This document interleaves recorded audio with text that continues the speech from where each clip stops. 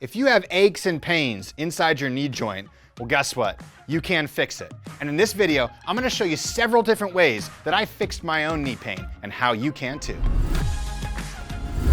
Let's talk about the 3 keys to healthy knees, and this is gonna be super important for you to remember.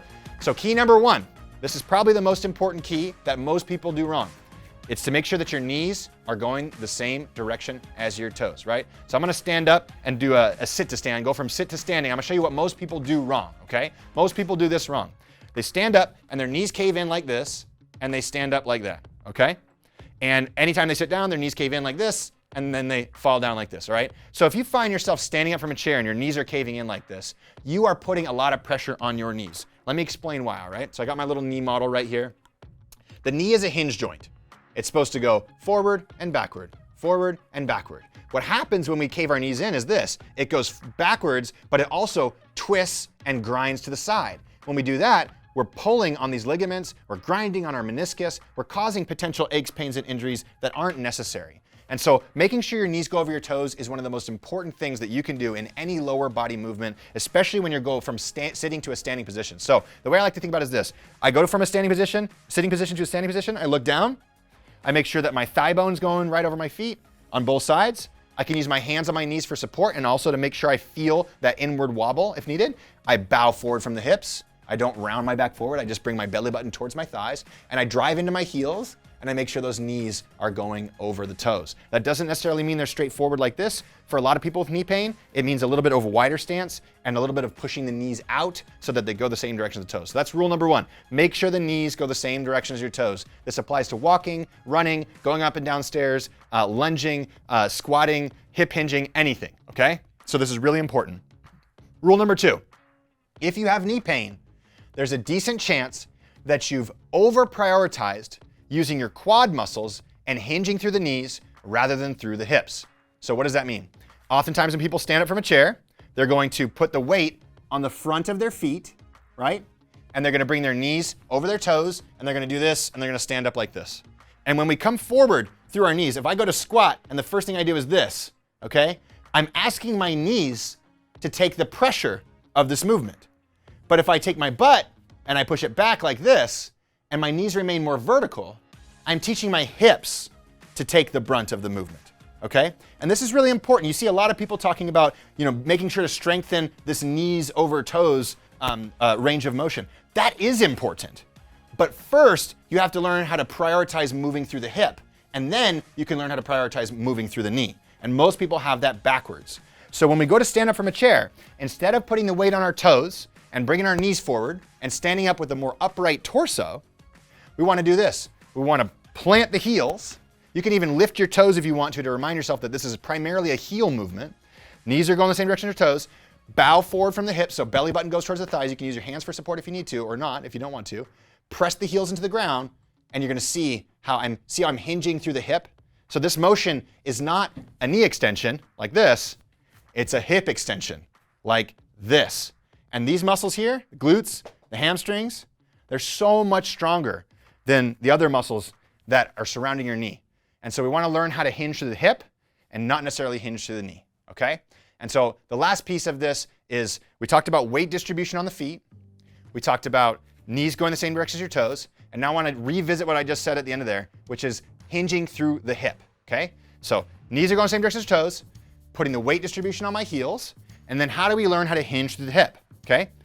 We start by pushing our butt backwards, okay? So the best way for people to practice this is this. Imagine there was somebody standing behind you and you wanted to knock them over, right? And you needed to do it like this, boom, and you push your butt back like that. That's how I want you to initiate any sort of sit to stand squat motion.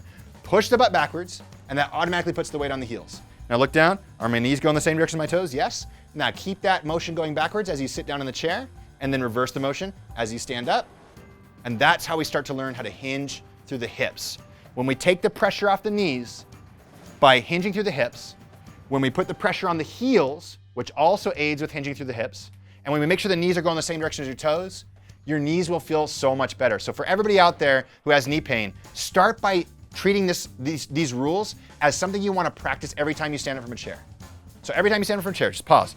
Weight on the heels, knees over toes, hinge to the hips, stand up from the chair, right? Every time you go to sit down, same thing. Butt goes back, knees over toes, weight in the heels, sit down in the chair. Okay? So now that you know the 3 keys to healthy knees, let's talk about range of motion.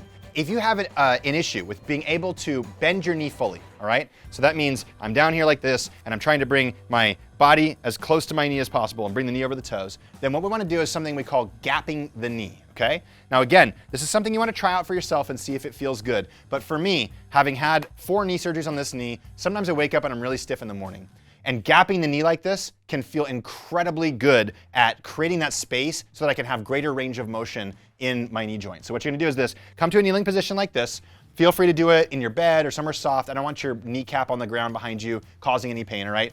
Take a towel, nice big towel, roll it behind your knee like this and pull up in front. And then what you're gonna do is just bring your body weight over it. And what you'll notice is as your body weight comes down on this section of your knee, it's going to pry the joint open a little bit. Okay? So instead of it being closed, it's gonna create space inside the joint. And just go back and forth, creating space inside the joint like this, okay? That helps create space inside the joint. What you'll find is if before you were like, oh, I can't go past there, afterwards you might be like, whoa, I created significant more range of motion. Now, another way to do this for people who can't kneel is just lay down on your back, same thing, bring the towel up underneath your back like this, and then you can bring that foot down. And then you can even bring this foot on top of it if you need to, and just go back and forth and try to gap the knee that way, creating that range of motion. So you're just trying to feel like there's a little bit of pressure behind the knee, again, creating space in the knee joint, which can often create that extra range of motion that you need. So you can start with this move in the morning to kind of loosen up your knee, start to make it feel a little bit better as you create that extra range of motion. Now from there, we want to start building the ability to bring ourselves into the bottom of a squat. One of the most functional things that we can start to work towards is this ability to squat fully and relax in the bottom of a squat because it's a sign of fully functional knees. Now I know for a lot of people watching this, you're probably thinking to yourself, that will never happen. And while that may be true for you, or maybe it won't, maybe you can actually drop down in the squat. I've seen a lot of people gain significant range of motion by doing these movements. But maybe you won't. But by not practicing at all, it will get tighter and tighter and tighter over the years. And you'll have more and more aches, pains, and injuries, weakness, tightness, etc. So it's not a matter of whether you can get all the way down. It's a matter of whether you're making progress towards feeling better in your body, towards restoring range of motion in your body, towards caring for your body, or if you're just allowing your body to fall apart. But I'm gonna be honest with you. This is our one body, right? This is our one body that we all live in. So take care of it. So important to take care of it, all right? So this movement you can do in bed. I really recommend you do this one in bed, but you're gonna come to a quadruped position, so on all fours like this. And you're gonna bring your knees out kind of wide, whatever feels comfortable to you. You can play around with the position here. And then you have your toes pointed straight like this. And by the way, if you have ankle issues or anything like that, you can just take your feet to the edge of the bed and let your ankles just dangle naturally like that. So that don't have to worry about the ankles, okay? So from here, you can either do it on your hands or on your elbows. I like to do it on my elbows, but play around with both positions. You wanna make sure your back's nice and flat, okay? So in this position, we wanna just go forward a little bit, and then we wanna drop our butt towards our heels and let the hips open while maintaining a nice flat back. And just go back and forth like this, okay? And we're just trying to slowly go a little bit lower each time without doing this, okay? This is what we wanna avoid, is the butt rounding and the back rounding like this. So we're trying to create that little bit of an arch in the lower back, okay? Now a fun way to practice this, I don't have a regular water bottle, but I have a bottle of lotion right here, so I'm gonna show you how to do it, is you can tell your partner, your spouse, your friend, whoever you're with, right? Put something on that lower back, okay? And then as you come down, go, and then you'll start to feel it wanna roll, and you'll know, oh, that's probably the peak of my range of motion, and come back up. You also might tip your hips from side to side, and might figure out that you're imbalanced, and so that's another way to notice when you're imbalanced, is by having something on your back that could roll off or slide off from side to side. Okay? So you can practice that as a way of giving you some proprioceptive feeling feedback on this movement. Now, if this movement feels pretty good for you, you can get your hips pretty far down, you're not tucking your tailbone like this, your back's relatively flat as you come down. Well, then the next movement I want to work on for your knees is dropping into the bottom of a squat, all right? Now, simply resting in the bottom of a squat can be one of the most powerful things for opening up your hips, your ankles, your lower back, and your knees. But again, I don't want you to go too far too fast because oftentimes people will get really tight in these positions. It'll be hard to get out of them. So start somewhere where you feel comfortable and work your way up over time, all right? So my favorite way to do this is this. If you need to, You can put a couple cushions on the ground, but you start on a chair. You can put some cushions on the ground if you need to, and you can use those as support for you to relax into this position a little bit more. Or you can use your arm support behind you. So let's pretend I have cushions. I would just come out to the edge of the chair. I would sit on those cushions, and I would try to relax right here. And as my mobility started to open up, I'd shift my hips a little bit from side to side. I'd shift my knees, my ankles from side to side. I try to feel that range of motion, try to get a little bit deeper. Maybe I try to bow forward more from the hips, right? But what we want to do is just kind of pry the hips out and slowly work our way down, right? And one of the things that's really helpful when we're creating mobility like this, especially when we're taking a long time to do it, is your breathing pattern, okay? So the way I like to think about the breathing pattern is this: deep into the belly, like almost like you're trying to breathe into the pelvis. Down into there. Hold a little bit of tension, almost like you're trying to stand up from a squat, so you feel your legs working a little bit. And then as you exhale, relax all that tension and imagine that your tailbone is just being pulled down to the ground. So big breath in, a little bit of tightness, hold for a second, and then just open the hips, come down. Now, if you can start to, over time, you'll start to be able to bring your arms in front of you and hold this position. Then you can use your elbows to drive your knees out as you move from side to side. You can put your hands on your ankles and you can open your knees like this, right? We talked about gapping the knee. One of the things I sometimes do is I'll take my forearm and I'll put it between the knee and the bottom of the squat, and I'll kind of do this to create a little bit of space and gap the knee. So I know a lot of this is pretty advanced, and that's totally fine. I just want to show you kind of the opportunities of what you can do as you start to create more range of motion. But starting out, it could just be this. It could just be like, oh, I'm just opening my hips in a chair and I'm holding this for a minute or two and then I'm relaxing, right? That's totally fine. But the point of this all is we can't just neglect restoring range of motion to our knees. We want to practice restoring range of motion to our knees. And gapping the knee, using those two methods I showed you, doing the kneeling squat stretch, where we're really building that hip mobility and the ability to create range of motion in the knees, and then doing a basic squat stretch like this can be incredibly helpful for you. The point of this is, though, don't avoid ranges of motion just because they're challenging. You should be actually working on ranges of motion that are challenging, because when they challenge your body through flexibility, through strength, through coordination, through balance, that's what ultimately will help your body feel significantly better, okay? All right, let's talk about the tibs. This muscle right here on the front sides of your shins is called the tibialis anterior right here. This muscle and your quad muscles are primarily responsible for deceleration of motion. So what does that mean, okay? So deceleration of motion means this. If I'm walking forward and I go to stop, boom, like this, that stopping is these muscles creating tension to slow the movement forward down. So if I'm running and I go to stop, boom, I'm using my tibs, I'm using my quads. If I'm walking and I go to stop, tibs and quads. If I'm going downstairs and I want to stop, tibs and quads, right? So, and these are really common ways that people end up hurting themselves and they cause knee pain. Stopping quickly, going downstairs, etc. So we want to work on our tibs and quads. And so first I'm going to show you a move called the tib curl. Fantastic move to strengthen those muscles, right? And as a beginner variation, you can start by just being on the edge of a chair like this.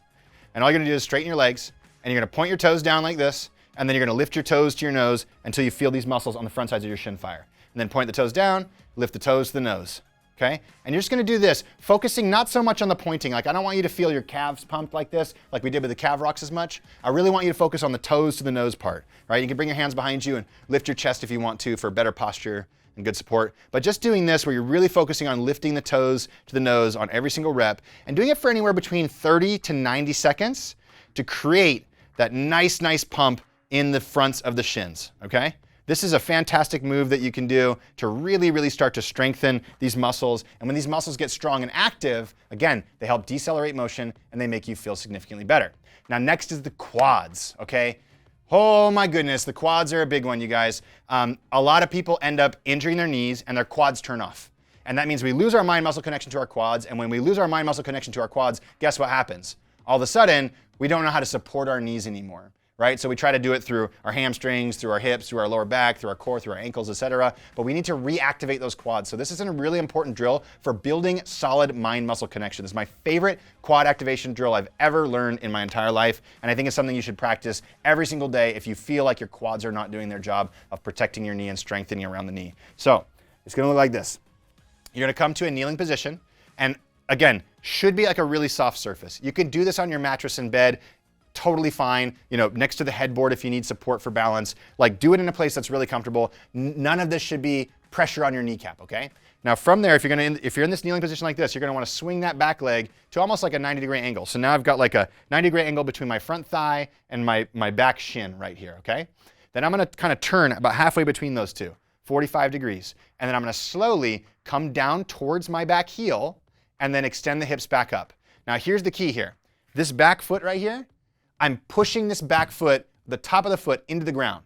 So the moment I'm here, I push it into the ground, and immediately you should feel your quads start to shake and fire, okay? So I'm here, my quad's shaking and firing already. Now let the butt come back towards the heel, slowly.